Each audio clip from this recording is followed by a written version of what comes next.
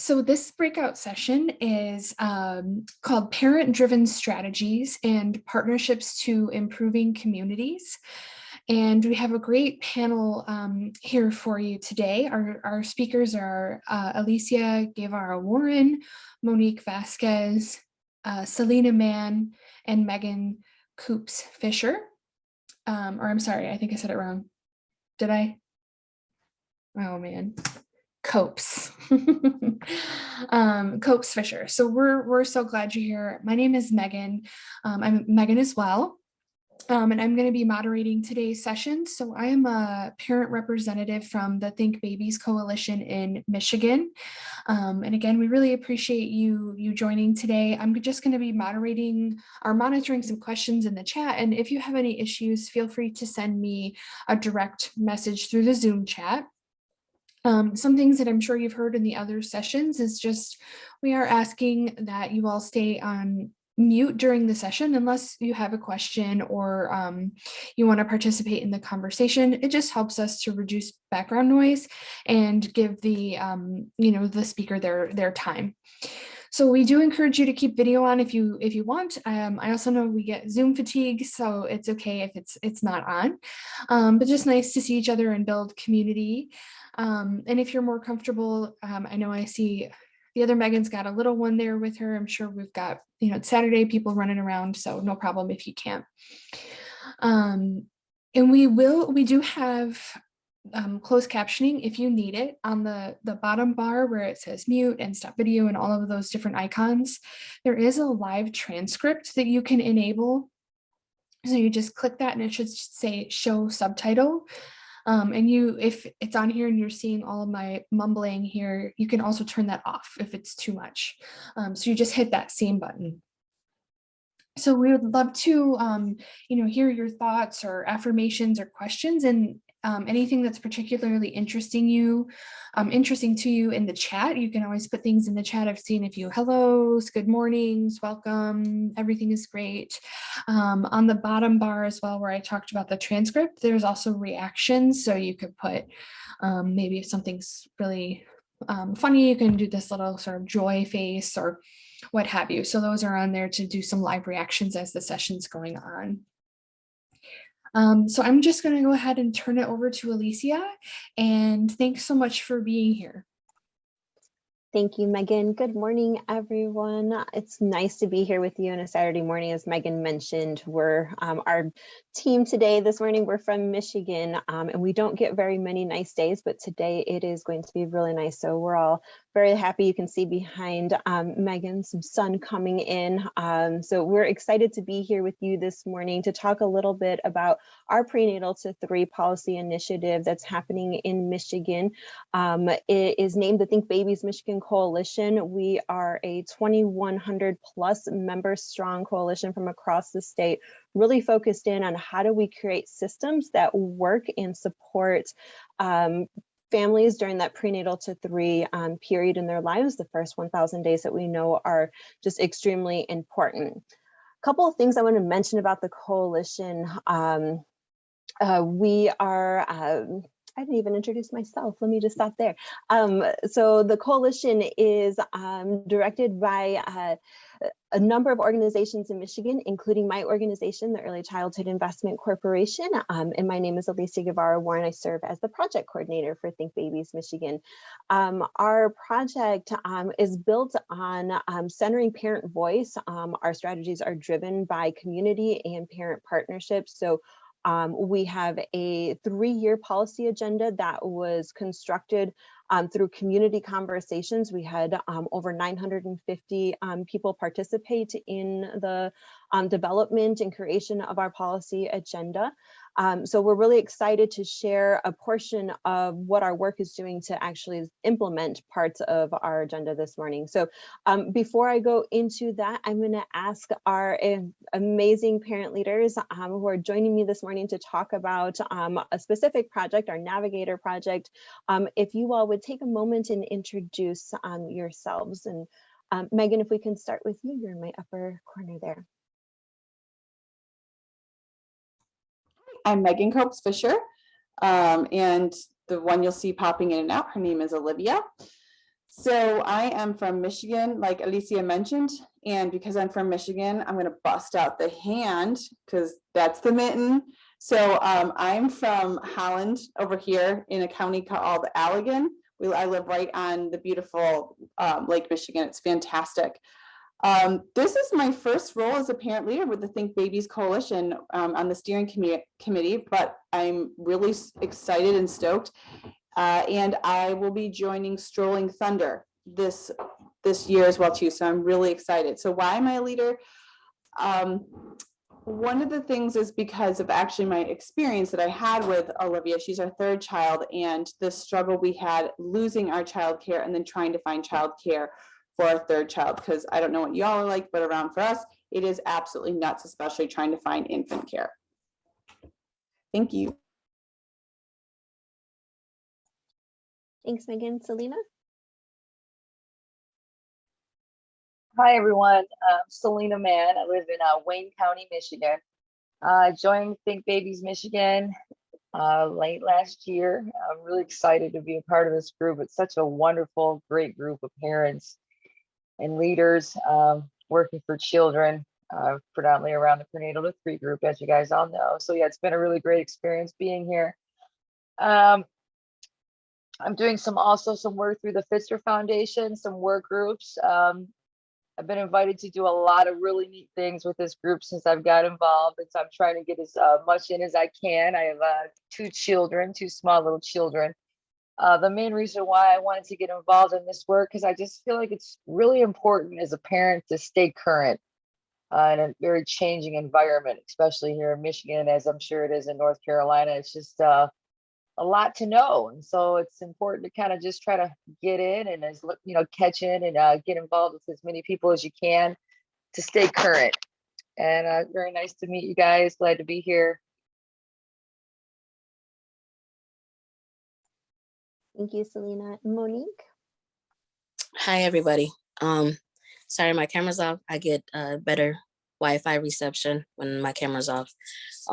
But I'm definitely pleased to be here. I'm from Michigan as well, from Grand Rapids, Kent County area. I've been on Think Babies for a year and a half now. We've done multiple things, work groups with them. I did Strolling Thunder last year.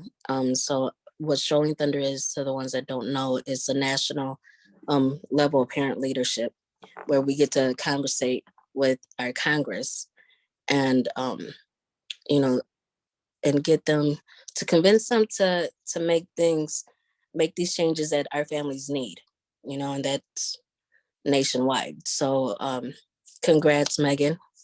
That's an awesome role that you're doing. I'm also on about 4 other coalitions, initiatives, and boards that do parent leadership. And I do this because advocacy for our children, they don't have a voice. We are their voice. So not only do I voice my opinions and show my expertise through my story, because other families have similar stories, but some just don't know how to use their voice, or some, they tend to be shy or don't know how to do it. And so what this does is brings us together to, more voices, more power, more diligent with everything. So yeah, that's pretty much it. Thank you. Appreciate you guys being here with us. Thank you to our amazing panel this morning. So a couple of things, as I set the stage, what we want to talk to you all about this morning is a specific project that was actually driven by our parent leaders as a part of our agenda. They came up with this idea that, families don't know about what services are out there. They don't know how to access them. There are so many different barriers that keep families from being able to enroll in the programs that are available to them. And so our parent leaders thought, okay, one of our policy priorities is to strengthen how families learn about the services that are available in their communities. That means we need to be in the community. We need to be looking at what's happening to actually to get families engaged, what's happening so that they know what's out there, what does that outreach look like. And so our families said to us, we need to do some projects in communities to learn what's happening and to figure out how we can make those strategies better. So this has been our Navigator project that we launched in the fall. We gave mini grants away to various communities who were looking to figure out how to better engage families and do outreach around prenatal-to-three programs and services. The parents, well, let me just back up. The goals of the project are really kind of twofold. One of them is we want to understand what the strategies are to increase enrollment in prenatal-to-three early childhood services. But then because this is a policy project, we're also really interested in trying to understand what are the policy recommendations that can come out of these projects. How do we really think about changing systems in ways that better support families? So when we launched the project in the fall, we did a call for applications statewide. Our parent leaders were invited to be a part of the process of reviewing all of the proposals that were received. Parent leaders scored the applications, asked questions, had discussion about each of the different proposals, and then they selected which communities brought forward the strongest proposals that we were interested in trying to see, does that strategy work? How does it work? And then the next part of this project is really, I think, even more exciting. So they were a part of the review process, but to follow this project all the way through, parent leaders are acting as parent advisors and offering consultation to the grantees as they implement their project. So we've launched a community of practice with each of the grantees from across the state. They have different teams, but they're able to ask questions and bring their challenges, their barriers, and their dilemmas to this group to get advice from our parent leaders who can speak, from their lived experiences about what might be going wrong in the project or how they can better engage parents. So we're really proud of the work that our parent leaders are doing as a part of implementing this this project. So today, we're just gonna have a discussion here, and feel free to throw any questions in the chat as they come along. I'm going to go ahead and throw out the first question. So the goal of the Navigator project, as I've stated, is to strengthen how families learn about and access prenatal-to-three early childhood services through community-based strategies. So from your perspective as parent leaders who are engaged in this work and working with the grantees, tell us from your perspective, why is this Navigator project necessary? What's broken about the system that makes it difficult for families to enroll and receive needed services? So Monique, go ahead and jump right in. Awareness. There's a lot of resources out there that people don't know about. And so I feel like there's sometimes lack of advertisement of these services. But even so, if once known about a service, it's like, how do I navigate within these services? How do I sign up? And then sometimes there's a lack of tools. In the rural areas of Michigan, it's hard to come by to receive Wi-Fi, or and urban, or people who can't afford a laptop or a smartphone, or even dealing with a certain phone, depending on what kind of phone, it's hard to fill out applications to even receive certain services.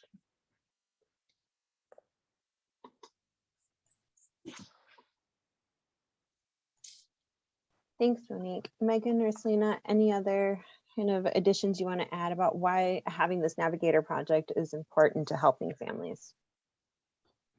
Yeah, so to answer both your questions, there's this word confianza, and the rough translation means mutual trust, but there's so much more to it.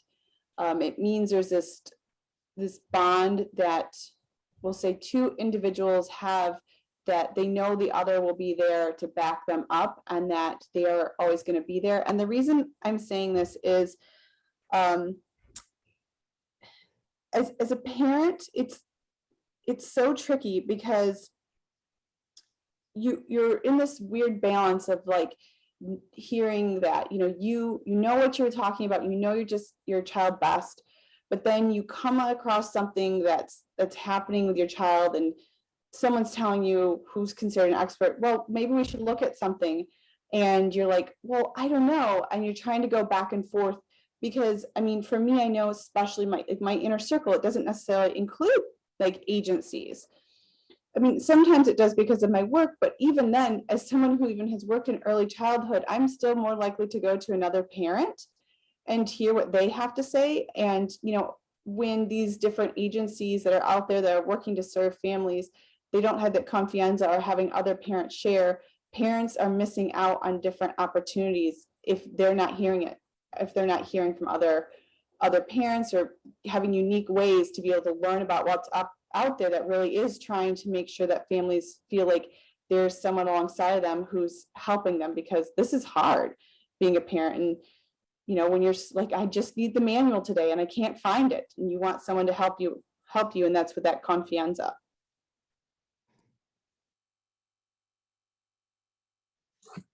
Also, that I think these services help because not only does it help uplift the community by, it relieves stress within the community, because these services, they help you navigate certain other programs. They help you with a lot of things. So they help you with like the confidence of being able to know that you are going to be able to receive services, and that like relieves stress, doesn't it? And like there's a lot of barriers that people tend to be not necessarily I don't want to use the word shame, but people get embarrassed. I know I get embarrassed by certain things. And I have a problem with like reading comprehension. And so for me to fill out an application to qualify for certain services, I actually do need help. I actually do need it takes me 5 times to read something for me to actually understand and comprehend. And so with somebody there helping me, it makes it easier. It's not as overwhelming. So these services definitely come in handy. And I feel like that's why these are necessary. Thanks. Yeah, Monique. most certainly. It's it's been a great opportunity as a parent to really get involved, pick out grantees, and then obviously be involved in helping manage the actual products that they work on, especially because they are kind of close to where we are community wise. So each of the parents, I know they're constantly working with this group now. We are separated amongst, the groups, the grantees that have received money. They are folks that are in our communities, and this is work that we can see being done. And it's really neat as a parent to kind of dig in, be able to give advice to groups that affect where we are.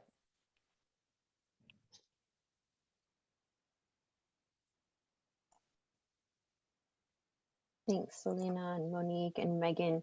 So we picked, like I said, 16 different communities, and they're implementing a number of projects that include things like outreach through non-traditional partners. So we've got folks working directly with businesses. We have folks who are focused in on addressing language barriers. So how do you reach other communities whose primary language might not be English? And then there are a lot of other projects that are really focused in on utilizing trusted messengers. So to Megan's point, some of the projects that were awarded and that we're working with are thinking about how to use parent messengers in the work that they're doing. And then we have other projects that are targeting teen parents in other rural communities and such. So we have a lot of really good projects that have come from these various communities. Megan, Monique, and Salina, can you tell us why you think it's so important that these projects that are being led in local communities, that they're parent-led, that they're community-led, and that they're BIPOC-led? Oh, definitely. Parents know what works. We know what works, and we know what doesn't work. Families tend to have a similar, we might not all lead our same house the same way, but a 2-year-old tends to have like a spectrum of how 2-year-olds act, and so we usually know what's best for our family and with our community, our community. So within our community, you usually have similar situations within the community as well. So we just know what works. And I feel like, yeah, I'm sorry, my mind just went blank. But yeah, thank you. Yeah, I'll just add that, when you're a parent that gets involved, it keeps you excited, makes you want to continue to get involved. You have skin in the game. It makes you more aware, and it also allows you to help bring other parents and get other people in your community involved. So it's a great motivation tool to be a parent that can see some of this work in action, because then you can become a cheerleader for that work and bring in other families that need it as well. So, you're saying, like, why do you think it's important for projects to be parent-led, community-led, BIPOC-led? Because from my perspective, these are voices that are muted many times. It's very odd, especially as being parents, we're the ones who are living and breathing it. The other thing is, for someone who works in early childhood, but then gets to have the space as being a parent leader, I can really see the different times. Like, if I come in with a different hat, like how people will respond to me versus if I come in with my parent hat. I mean, like, there's one group, they're called Migatre. I know I probably just mispronounced the word, but it's a group that is working with our Indigenous individuals, especially in the northern part of Michigan. And this group is really, again, with those parent leaders and saying, how do we connect in with, we're saying, you know what, this community will really know how to connect in with our Indigenous community and follow those different, and know how to follow with the culture and with the traditions and have that trusted voice as well too. Because what it means to live and breathe, yes, we have our similarities, but there are also cultural things that you want to be respected. And if someone can come in and understand that respect, I think you can go a lot further, especially as well too. Megan, that word is miigwech. Thank you so much. It's one of those things, like, when I hear it, it's like, it's okay. It's miigwech. thank you.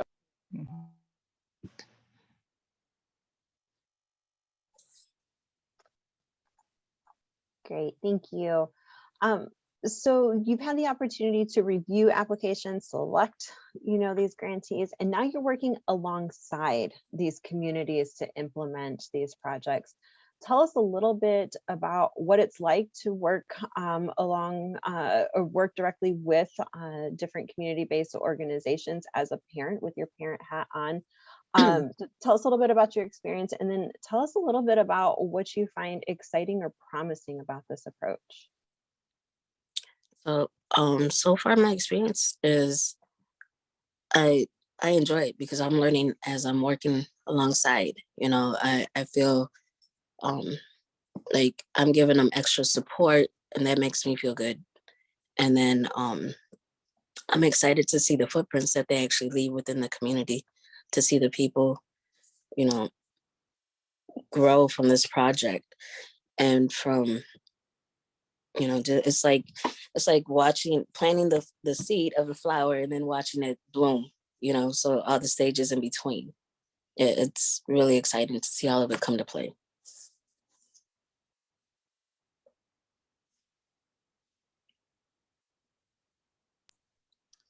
I think the other piece is to be able to see some of these ideas. So there's a project I believe it's happening more on what I'd call the east side of our state.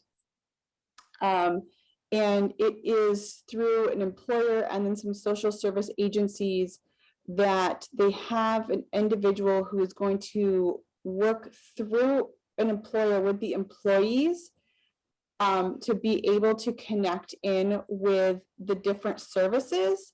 So in some ways, pairing up the idea of like saying like, okay, we know you're working, but at the same time, you're a parent. So let's make sure you still know what's going on. So that's just an example. And it's so exciting to see these different pieces that are happening across the state of Michigan. And then as a parent leader saying, okay, how can I then bring this back to my specific community? Or in some ways, as we're saying the Think Baby Policy Coalition, looking at these different grants and saying, this worked really awesome in this particular area. How can we really elevate this across the state of Michigan?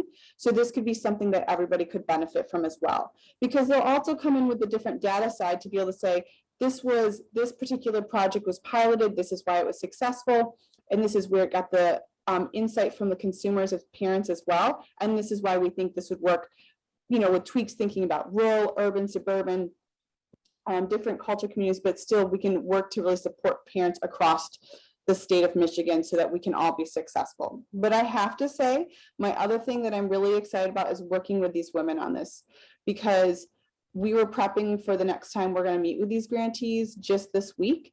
And the power that comes with the vulnerability these women are willing to share, these grantees don't know how lucky they are. I mean, the power of these stories, be like, do you understand, like, you're getting the real deal, like people who can give you serious insight in what's going to help you and connect with the people you say you want to connect and help.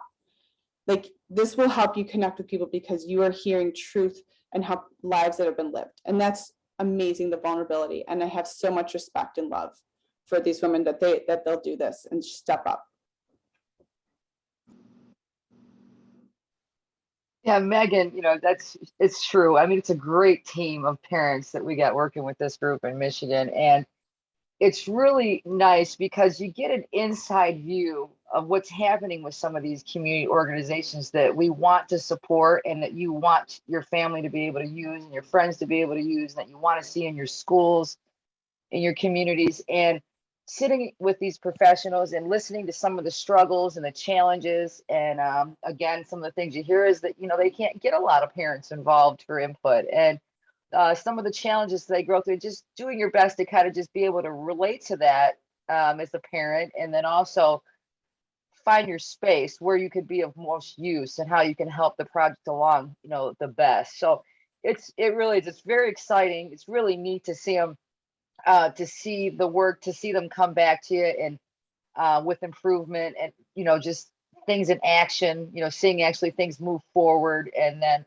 I think it's been a really great experience. I know for me, it's been really neat because you get a lot of inside input from these professionals who, a lot of them have a lot of experience and a lot of years doing this work, and that really care about their communities, and they want the best for children, just as parents do. And they want to see these things work, and they want to see their communities thrive. And so it's a really great opportunity to look inside to some of that and actually put a face, you know, to the actual image, and have an opportunity to actually, you know, be in the room when you see the change and when they're able to take grant money and do really neat things with it and bring more families in and help more children. So it's a really, really neat thing. And the parents that are getting the input's been great. All of the meetings, around prep for those have been really great, because it's just very inspiring. And it is, you learn something every single time. I've learned something every time I've sat down with them. I've learned, even if it's something I didn't know before I sat down. So that alone, I feel like, is very valuable as a parent, you know. And then also, again, as you move forward, you get to really kind of have the inside look of it. So it may take a little longer than you expect it to, but once you start seeing it moving, it's very powerful and very motivating.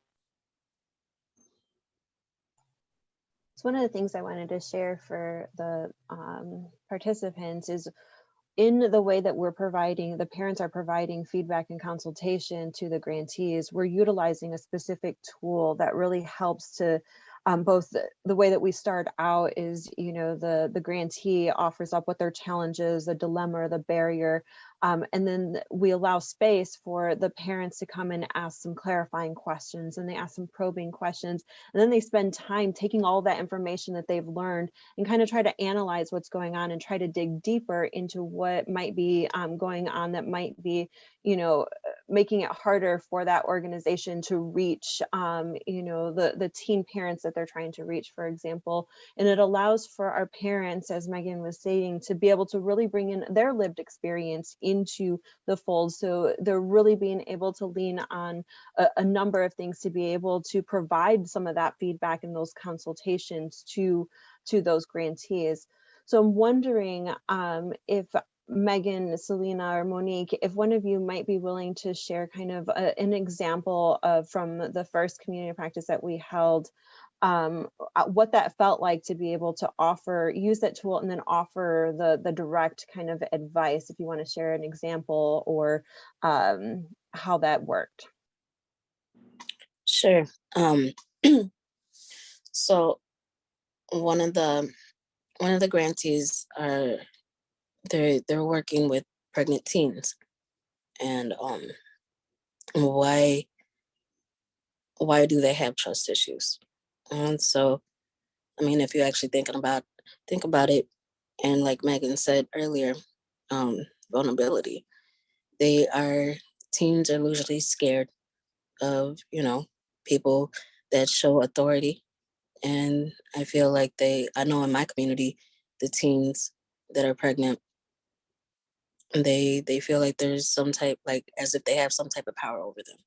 So just knowing that insight and how to overcome that, and thinking about how to get them still involved and to overcome the trust issues, think about, and normally most teens really don't go to their parents, so but they still have trusted people within their circle who they trust.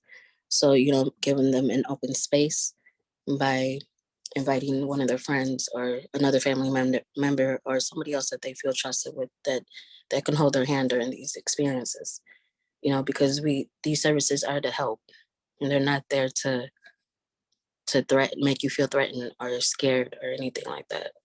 With that type of insight, as a parent speaking to the grantees, them not really understanding that, but getting a realization of what it is, definitely put things in a different perspective. Thanks, Monique. Salina, did you want to add? I guess the one quick example I could give amongst the groups that the grantees that I have worked with is some of the challenges that they're facing is around the bilingual community and making sure that everyone has access to this information and what the best approach to that is and how to market that correctly. So again, it's really fun to kind of work through some of that because we all know how cool marketing can be when it's done right. And so it's a lot of fun to discuss options and talk with different folks from different communities that that are having struggles around language barriers and these kind of things, and find ways to make that great for everybody and making it a place where everybody that can connect. So it's been a lot of fun to kind of see that working and getting that put together.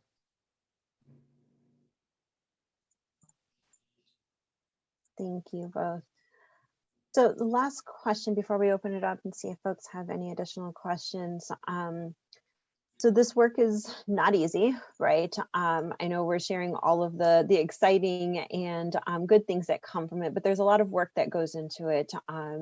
We have a really strong group of parent leaders who dedicate a lot of time to preparing for the meetings. We spend time as a team really trying to figure out what the grantees need to support these projects from a parent lens. And so I'm going to ask that our parent leaders, if you could give some, broad recommendations for the parent leaders that are joining us today from North Carolina, How do they, get involved in projects like this? What's the recommendations around projects that, lead to shared decision making when you're working alongside grantees and leadership in ways that help families access services?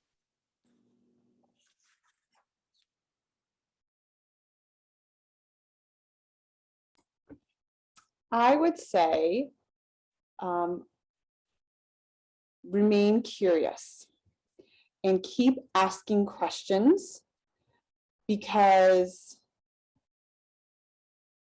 questions are going to help you learn more, but it also helps those you're talking with start to realize that maybe the way things are doing isn't necessarily working, or they don't know how to even to start the conversation.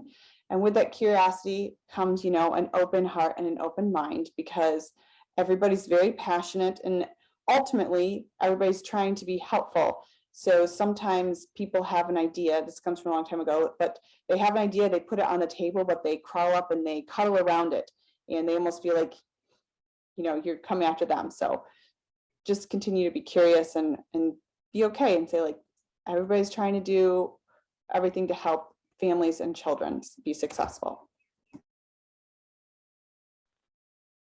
Right. And I'll just add that, it's really important as a parent leader, to keep an open mind, to be willing to just, to listen and to really just try to want to understand, even if sometimes you just really don't get it the first time. You might need to hear it once or twice. And involving how to get involved in this work, and what, I'd say to parent leaders in North Carolina, and obviously other ones in Michigan that may be tuning in, that, what, sometimes you just need to dig deep. And if you don't find what you're looking for the first time, keep looking. And once you find what you're looking for, get involved as much as you can. And because there's great people that do this work, you just have to find them. And sometimes you have to dig a little deeper than you may expect. So don't lose hope, don't lose patience. Just keep digging when you need to.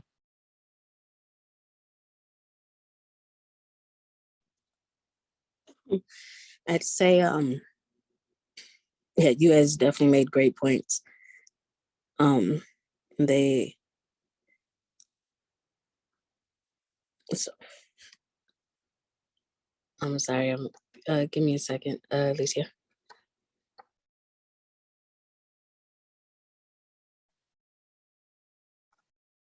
All right, while we're letting Monique come back to us here in a minute, I wanted to open it up. We've got about 5 minutes left to see if folks have any specific questions. There's a lot of information, and we probably didn't share a whole lot about today, and for the sake of time. So if you have questions, feel free to unmute or raise your hand, or put it in the chat box. So I see, Tiffany, you have your hand raised. Yeah, I do. For those of us that might be kind of on the front end of starting family, those kind of parent engaged groups, or those conversations that involve like educators and doctors and that kind of thing. Are there any tangible resources that you guys can speak to that we might consider just kind of having on the radar? I was thinking, I heard you guys talking about maybe the lack of transportation, the lack of Wi-Fi, the lack of, some really important resources in the community. But are there any other like tangible resources that we might consider, kind of adding into our toolkit, so that we're a little bit more prepared? I guess I'm concerned about maybe the challenges that I don't really know because we're on the front end.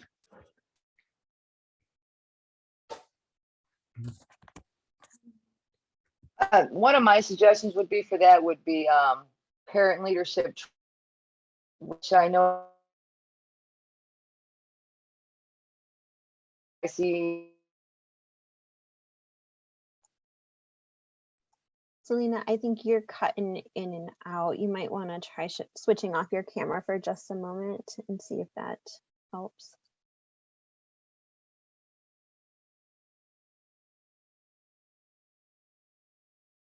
Oh.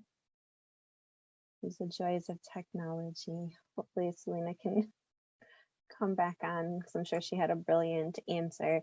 I think what she was starting to say is parent training. So I'm not sure if that was what was. So I think parent training is one of the things. Salina, if you want to join back in.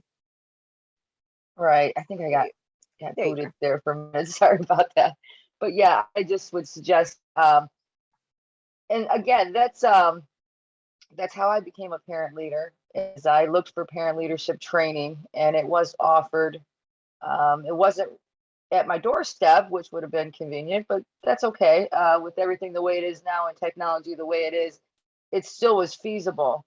And it really did help to kind of just get the gears rolling and kind of put you in the space that can kind of make you, to kind of be where it is you think you want it, the lane you want to be in, should I say. So I thought that was very helpful for me initially coming in. And Tiffany, I don't know if it's helpful. Megan, I know you want to jump in. I just saw that. But I'm also thinking about other barriers that I don't know if you're trying to increase parent engagement, if you're thinking about the barriers to that. But as a coalition, not only do we provide kind of the training and kind of those types of resources, but we provide reimbursement for childcare expenses, reimbursement for travel expenses. And then we also provide stipends for parents for giving their time and as consultants essentially to the work. And Megan, go ahead. Two things. One, the amount of times that honestly it needs to get in front of someone.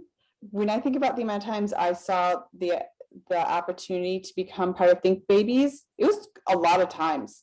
And especially as a parent, like I think I'm going to do this later, and then like, no, I'm exhausted, I can't do this.